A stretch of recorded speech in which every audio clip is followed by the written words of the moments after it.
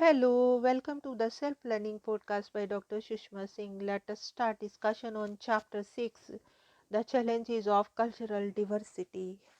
And our topic is State and the Civil Society. You may have noticed that much of this chapter has been concerned with the state.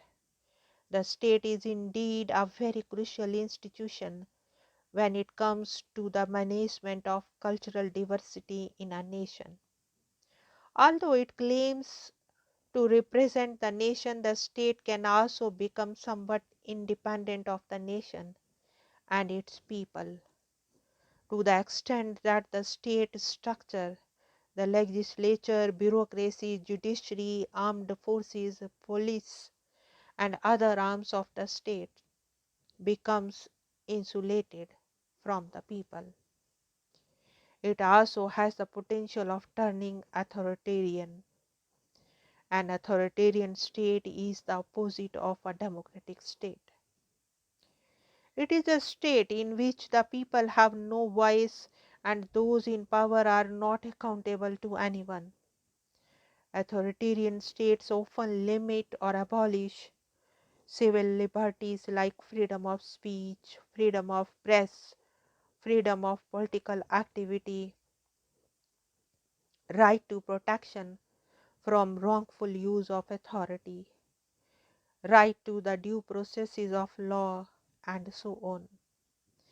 Apart from authoritarianism, there is also a possibility that state institutions become unable or unwilling to respond to the needs of the people because of corruption, inefficiency, or lack of resources. In short, there are many reasons why a state may not be all that it should be. Non-state actors and institutions become important in this context, for they can keep a watch on the state, protest against its injustices, or supplement its efforts. Civil society is the name given to the broad arena which lies beyond the private domain of the family, but outside the domain of both state and market. Civil society is the non-state and non-market part of the public domain in which individuals get together voluntarily to create institutions and organizations. It is the sphere of active citizenship. Here individuals take part in social issues, try to influence the state or make demands on it, pursue their collective interest, or seek support for a variety of causes. It consists of voluntary associations, organizations, or institutions formed by groups of citizens.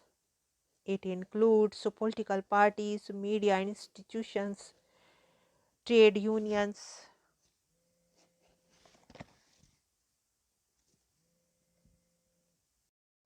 non-governmental organizations, NGOs, religious organizations, and other kinds of collective identities. The main criteria for inclusion in civil society are that the organization should not be state controlled and it should not be a purely commercial profit making entity. Thus, the Doordarshan is not part of civil society, though the private television channels are. A car manufacturing company is not part of civil society, but the trade unions to which its workers belong are. Of course, these criteria allow for a lot of gray areas. For example, a newspaper may be run like a purely commercial enterprise, or an NGO may be supported by governmental funds. The Indian people had a brief experience of authoritarian rule during the emergency enforced between June 1975 and January 1977. Parliament was suspended and new laws were made directly by the government. Civil liberties were revoked and a large number of political active people were arrested and jailed without trial. Censorship was imposed on the media and the government officials could be dismissed without normal procedures. The government coerced lower level officials to implement its programs and produce instant results. The most notorious was the forced sterilization campaign, in which large numbers died due to surgical complications. When elections were held unexpectedly in early 1977, the people voted overwhelmingly against the ruling Congress party. The emergency shocked people into active participation and helped energize the many civil societies initiatives that emerged in the 1970s.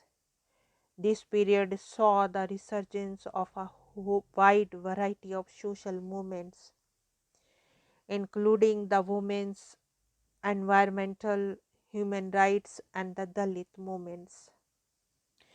Today, the activities of civil society organizations have an even wider range, including advocacy and lobbying activity with national and international agencies, as well as active participation in various movements.